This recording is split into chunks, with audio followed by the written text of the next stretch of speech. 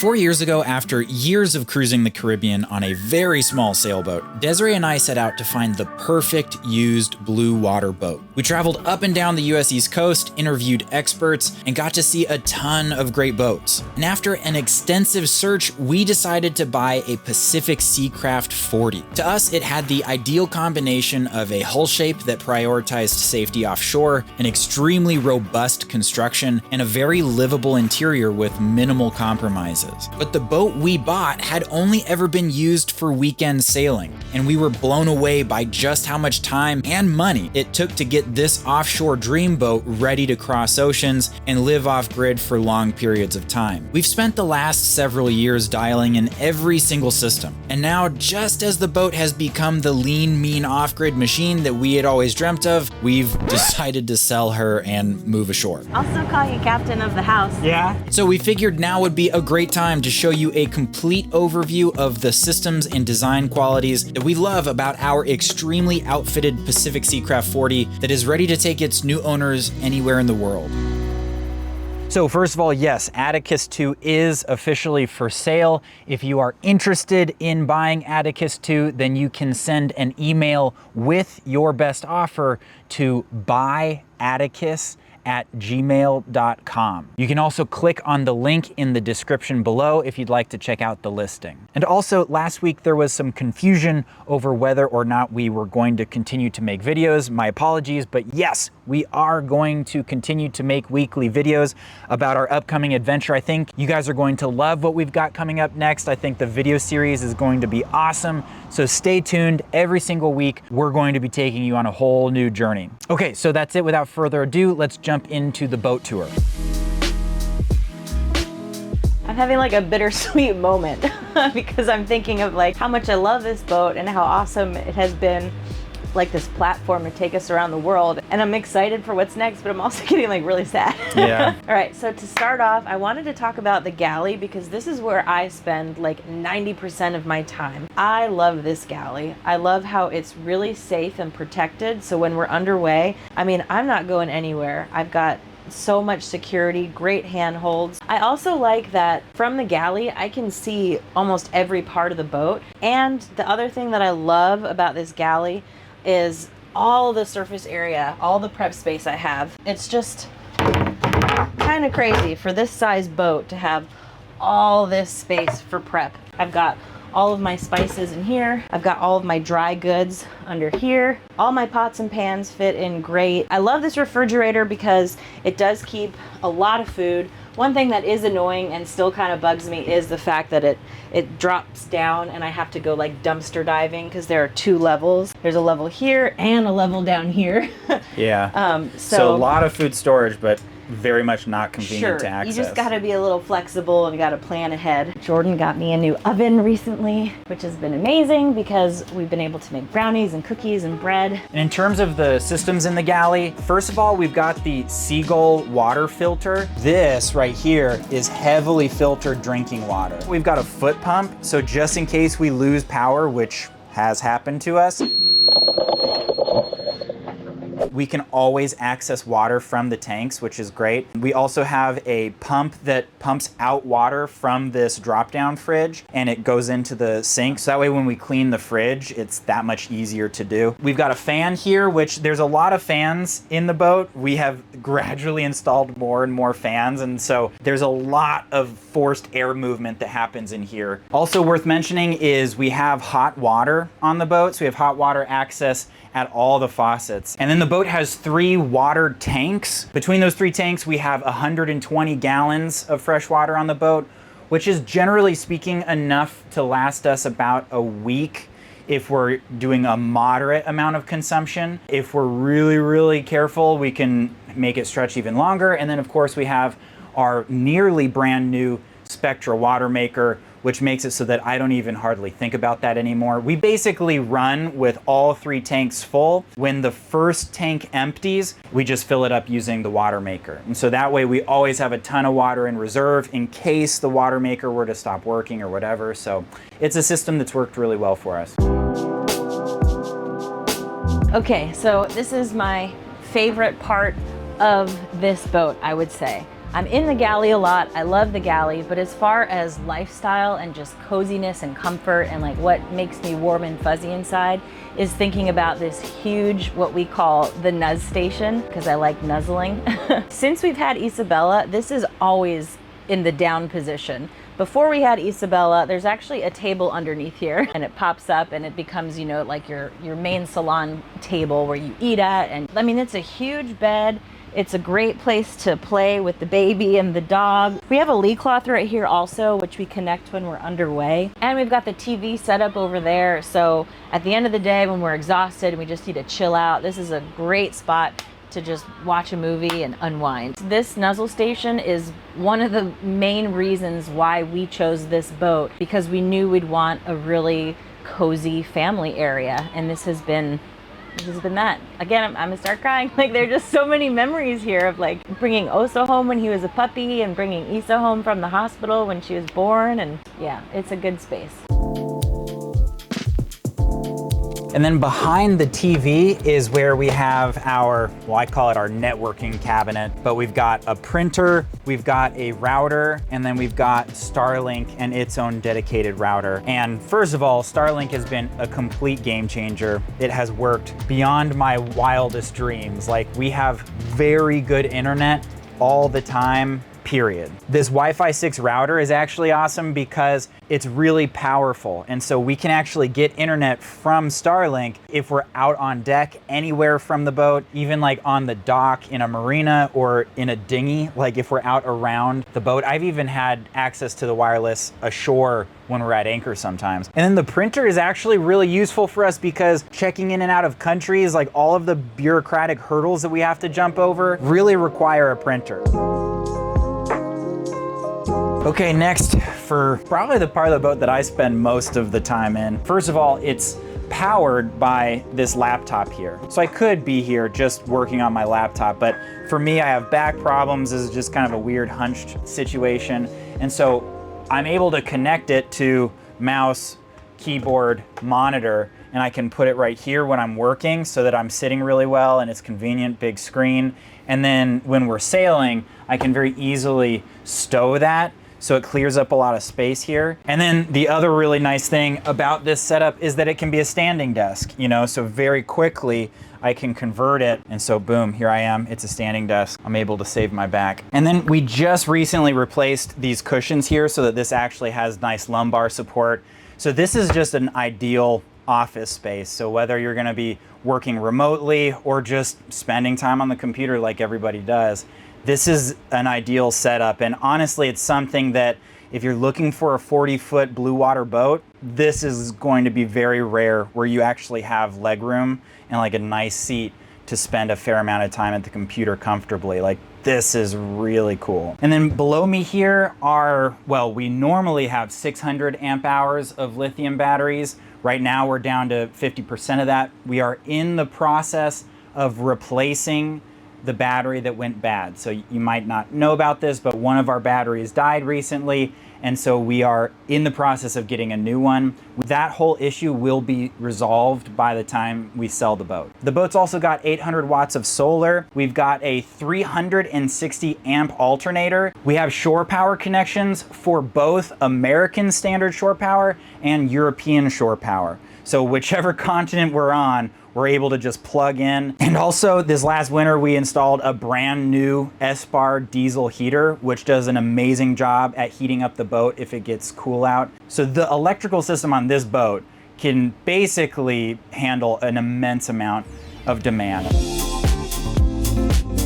Okay, so we're gonna get into the engine compartment, but before we do, I wanna just show you, this is our Edson emergency bilge pump. If we were ever to take on a huge amount of water for whatever reason, this thing could save our lives. And it doesn't depend on electricity at all. So we just put this on the ground. I've got the hoses down here in the bilge area, so we could just open up that floorboard and connect the hoses, put one overboard. And then with each stroke, it just removes, like, I think it's a gallon per stroke, if I'm not mistaken. So this thing is just a really great insurance policy to keep the boat from sinking. Okay, so this is our 51 horsepower Yanmar diesel engine. Honestly, we've had so few issues with it. It's been such a reliable thing. And this is our 360 amp alternator, which has been dialed down to 280 amps just because 360 is too much. This thing, it has basically turned our diesel engine into a generator. Like, it produces so much electricity. And we also installed this blower here to blow cool air onto the alternator, because I mean, it produces a ton of electricity and gets really hot. Otherwise, this thing runs, it runs well.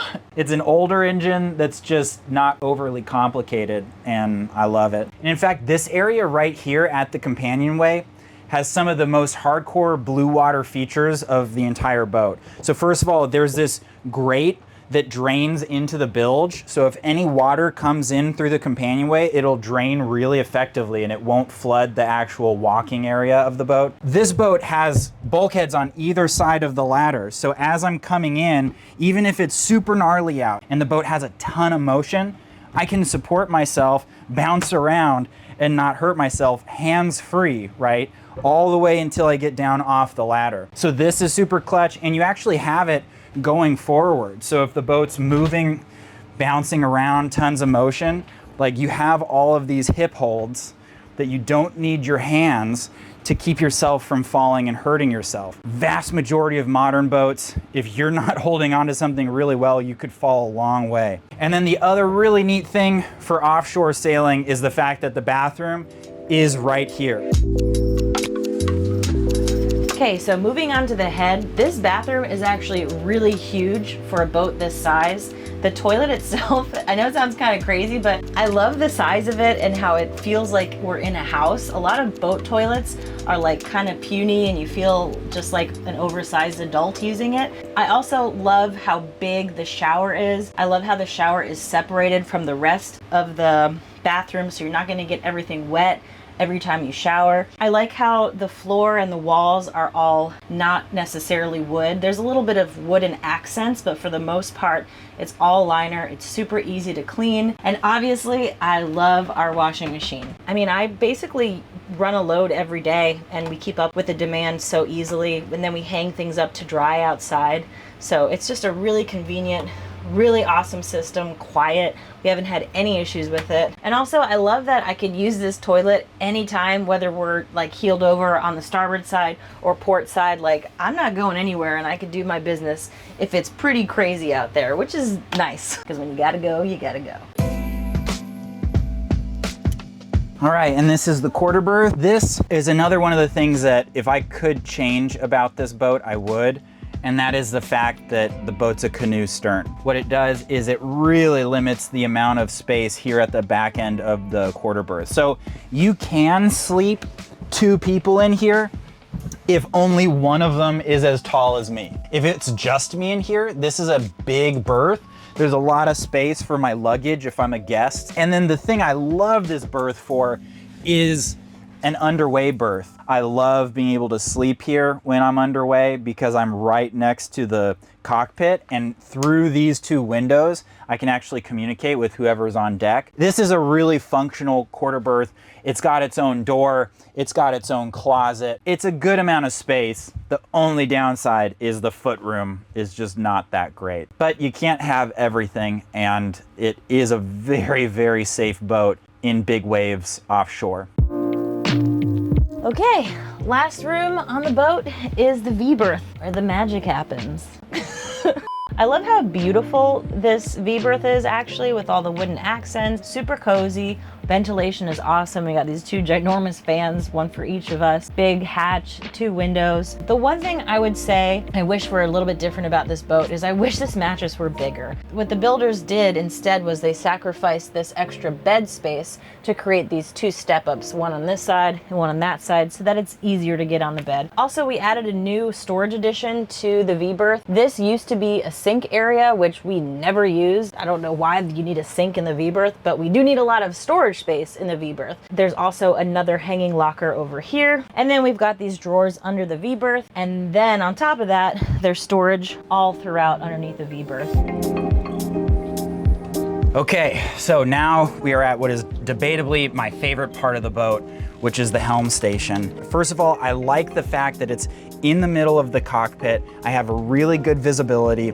I've got easy access to the throttle lever, to the wheel, to all the instruments right here. I've got this wireless VHF handset so I can talk on the radio. I've got this little mount for my phone so that I can be looking at the Garmin GPS touchscreen here, as well as Navionics on my phone. So I can just have a lot of information at my fingertips. Also, we have the Predict Wind data hub installed on the boat that connects to all of our NMEA network systems on the boat. So basically, my phone gets all of the data from all the sensors on the boat. So I have AIS information on here. I have our accurate like speed and heading and location, so that if I'm doing a watch and I want to like lay down or chill, I can come over here and I can still see AIS data. I can still see accurate information. So that's really handy. And then from this spot, I can also handle the Genoa sheets and the big winches on either side of the boat.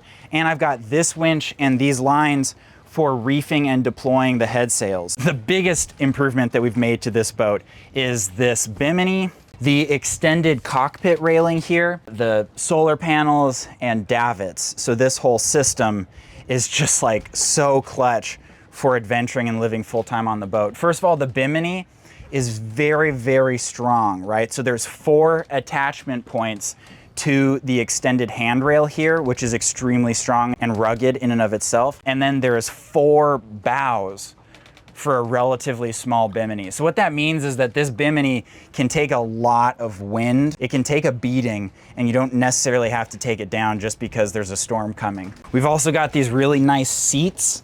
So this is actually a really great spot, especially if we're motoring through an area where you need to be really vigilant with a watch. I can hang out here in the shade, have really good visibility. I can like quickly touch the autopilot controls to change course. I can see the charts. Then we've got the outboard storage here. So it mounts on the rail. This is a really secure setup for the outboard for sailing offshore. And then we've got the davits over here for hoisting the dinghy. And then the davit system also works for this passerelle, making it really easy to get on and off the boat in marinas in the Mediterranean. And then the solar arch itself is so strong, right?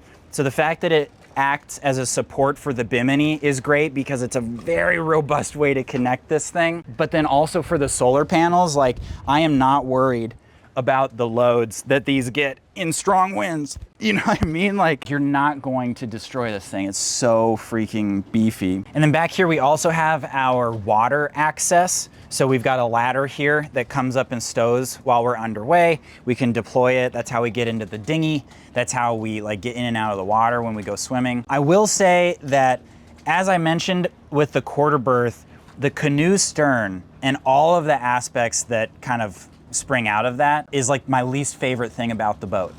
Canoe sterns are, again, better in big following seas. It helps you not broach in a survival situation, but it makes it so that the cockpit is much smaller than it could be otherwise, and it makes it so that there's no good water access. But it's important to note that it is more seaworthy. Like this whole arrangement is safer, stronger offshore, which is, you know, a trade-off. And then down here is our propane locker. It's completely sealed off from the rest of the boat, and it has its own ventilation, and it's in the very aft part of the boat. So at anchor and everything, the wind is gonna push the fumes away. So propane is inherently a little bit dangerous, but this is about as safe of a configuration as you can have. And then the cockpit itself, we have these brand new cushions that are so freaking comfortable. The cockpit is a little bit small for a 40-foot boat, but it's, again, optimized for offshore sailing. So it's a deep cockpit, not only from like the seat down, but also from the coaming to the seat. So even if the boat gets knocked down or heels over a lot, you're not at a risk of falling out of the cockpit. The other thing is that the cockpit well itself is relatively small so that it will drain quickly, which is important if you ever get like a wave crashing into the cockpit. Engine access is right here, so this whole panel lifts off and can be removed. And you have really good access to the engine, the shaft seal, the steerage, the autopilot, everything. And then of course we have our brand spanking new Dodger, which has been working out great. And we extended this side flap so that when you sit here, you're completely protected from the elements. Also, all of the lines come back to the cockpit. So all the control lines that you would need to be using are either here on the cabin top with clutches or leading back here to the winches. The mainsail is slab reefed, but it's really nice because it's got blocks on the sail. So there's very little friction in the slab reef. It's a 2-line slab reef. So there's a line forward and a line aft that brings the mainsail down, and that all comes back here. So you can completely reef the mainsail, you can reef the head sails, all from here. So the boat is just really well designed for you to do everything that you need to do offshore right here.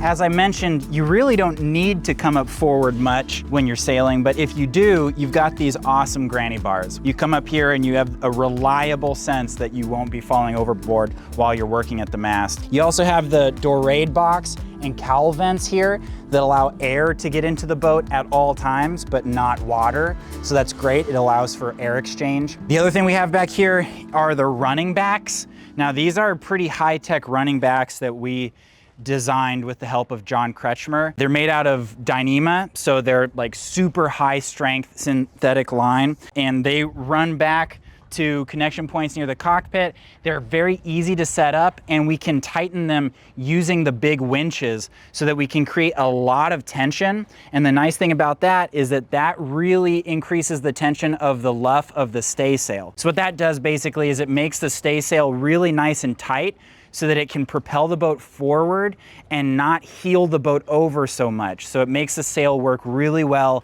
in strong winds. Now, we typically use these if we're on a passage that's more than a day. Like, I'll just set this up first thing once we get offshore, and then that way the staysail is kind of like our pressure relief valve. And so what I mean by that is the staysail allows you to have an option so that if things start to get scary offshore, you can just furl up the Genoa, and then the staysail will keep the boat moving forward. It will keep the boat under control, but it will be a very small amount of sail area that can work in massive amounts of wind. And so if stuff starts to hit the fan, you just furl up the Genoa, and then boom, the boat is way more under control, way more balanced, and yet still propelling itself forward. And then speaking of furlers, we've got 2 almost new Selden Furlex systems for both the staysail and the Genoa. We've got this Muir windlass that a lot of you probably remember we've been having some issues with. We recently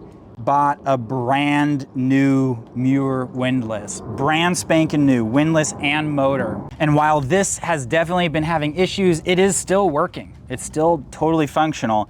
And so we haven't replaced it yet, so I'm gonna let the new owners do that. And then as for our anchor, we've got a 65-pound Mantis up here. It's the M2, which works really well with this style of bow roller. And actually, we just got a brand new 85-pound Mantis that I haven't actually put together and put up here yet. The 65-pound Mantis is already slightly oversized for this boat, but this is a heavy boat, and like it's designed to like live at anchor in some pretty gnarly conditions. So we decided to get an even bigger anchor, and then the new windlass is bigger, so it'll be designed to handle the bigger anchor. So whoever buys this boat is gonna have like a brand new anchor setup that's extremely oversized and is just gonna make this boat so freaking solid and safe. But that said, as it is right now, is fully functional. So, I mean, there's a lot of things to be concerned about when buying an older, used Bluewater sailboat.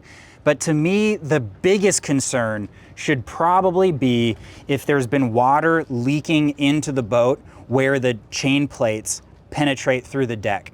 Because not only is there a penetration through the deck that is prone to water getting in, but because of how much load happens on these shrouds and wires, there's a little bit of movement that happens with the chain plate. So it's an area that's just so prone to leaking on an offshore sailboat. But what's worse is that if you do get leaking at the chain plate, that means whatever the chain plate is connected to could start to rot, which is a really big deal. A, that could mean that you could have a catastrophic rig failure offshore, but B, fixing it could be very expensive and complicated. And so one of the things I love about Pacific Seacraft is their chain plate layout and design. So first of all, the backstay and the upper and intermediary shrouds terminate at outboard chain plates. And they're massive, they're beefy, and they're just not gonna cause leaking into the boat because of how they're designed and situated. And then the lower shrouds terminate at chain plates here on the deck, but they're on little raised portions of the deck so that when water gets onto the side decks, it doesn't pool around these chain plates, so that there's basically no chance that you'll have significant amount of leaking on these chain plates. And then on top of that, these aren't a chain plate that's penetrating down into the deck, but these chain plates are welded onto like a flat pad. That flat pad is bolted to a flat pad on the bottom, which is welded to a giant gusset that connects to a massive bulkhead down below. And that bulkhead is a combination of fiberglass and wood. We also replaced all of the chain plates, all of them. So in terms of metal fatigue and everything else, you've got a long time. I mean, I'd say at least 10 years till you need to worry about these chain plates. And the last couple things is our stack pack is still in really good shape. It's a big stack pack, which is nice because when the sail comes down, it really does keep it all together very effectively, and then it's very easy to zip it up. So a lot of stack packs, they look nicer, but it's because they're just barely able to squeeze the mainsail inside of them, and so it takes a lot of effort to actually close them. And then we've got this new sunshade coming off the boom that we just installed, and this thing is sweet. It's easy to set up, and once it's fully deployed, it really protects a large amount of the deck from the sun, so that in the middle of the summer, the interior of the boat stays a lot cooler. Okay, so this is the dinghy, the Highfield CL290. I love this dinghy. It's got 3 air chambers, so you could lose air in one of the chambers and still make it home. It wouldn't be fun, but you could do it. It's got an aluminum hull, but the hull is very, very rigid and very strong. It's got these giant gussets here connecting to the transom, so you can have a big outboard. It's got the box up forward where the fuel tank goes. You've got really good access to it, and it straps down, it lives there all the time. But most importantly, it's got the false floor. So what I'm standing on actually has a bilge under it. So the minute water gets into the dinghy, it runs aft and then into the bilge area. So if you're getting little splashes on board, or if you hit a wave and get a bunch of water, it'll instantly drain, and all of your stuff stays totally dry. You stay dry. Another nice feature is it's got the flat bow. This is really good for coming up to, say, a dock and then motoring into the dock so that someone can step on or off the boat. And along those same lines, this fuel box works as a really great step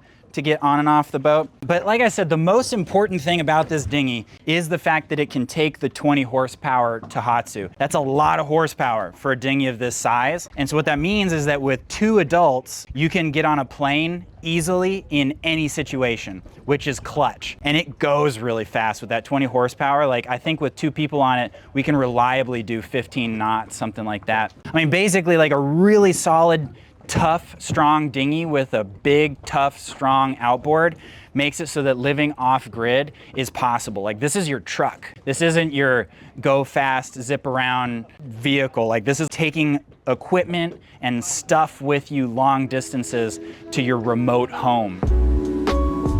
So again, if you are interested in buying Atticus, then please send us an email with your best offer to buyatticus@gmail.com. And you can also check out the listing by clicking the link in the description below. I wanted to clarify a couple things. First of all, the boat right now is in Brindisi, Italy. We had considered bringing the boat all the way back to the United States to sell her. But then I started realizing that where the boat is right now is the perfect location for someone looking to start doing some really awesome cruising. Brindisi, Italy is right next to Croatia and right next to Greece, 2 of the coolest cruising grounds in the world. And I've still got to get a bunch of stuff off of Atticus too, so I will personally meet the prospective buyer at the boat in Brindisi. I can go over all of the systems, make sure that you're very comfortable with the boat, and just personally make sure that you fully understand everything on that boat. And last but not least, I just want to talk about who I think should buy Atticus to. And I think the ideal new owners would be someone who is very, very serious about long distance cruising, about living off grid, getting out into nature. The boat is so outfitted for that. And it's so difficult to find boats on the market that are actually outfitted for something like that. Honestly, the reality is that the vast, vast, vast majority of boat owners are never going to actually use their boats in like an intense adventure situation. And so this boat is actually ready for that. This boat has been through that. The systems have all been tested. It's ready for its next adventure. And so if you are ready to jump into the cruising lifestyle, this boat could be for you. So again, if you're interested, shoot us an email. Otherwise, we will see you guys next week for the beginning of our next huge adventure. I'm so pumped. I think you guys are gonna love it. I don't wanna give anything away, but it's just been a really cool journey so far, and I can't wait to share with you. So we will see you guys next week. These are last minutes on the boat. It doesn't seem real at all. Saying goodbye to this beautiful boat. Time for the next adventure. I'm really happy and excited, but then I'm like terrified because I'm like, we have no idea where we're gonna be living, let alone like if we're gonna be able to afford a new lifestyle and figure out how to build something and flip it and make an income. It's gonna be intense.